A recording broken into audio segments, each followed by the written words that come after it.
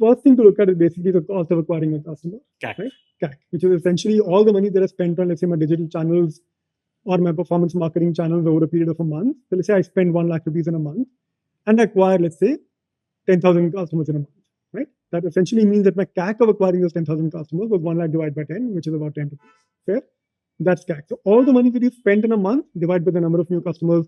And by the way, when marketing teams spend money, they also spend money in two different cohorts.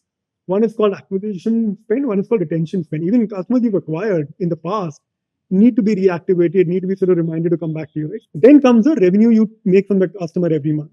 So let's say this customer that I'm acquiring is giving me 10 rupees. That is the revenue being acquired from that customer in every transaction. And let's assume this customer makes, let's say, 5 transactions with me over the course of the year.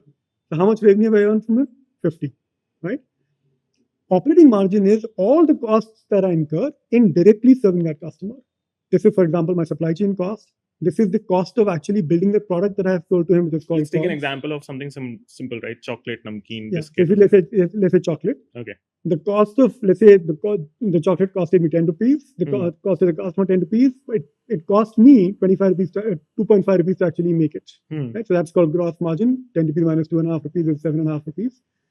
Then I've got my supply chain cost because I've got warehousing, I've got last mile teams, I've got all the other teams that are sort of directly involved in serving that particular customer. I may have a customer support team which is serving the customer in terms of solving the queries.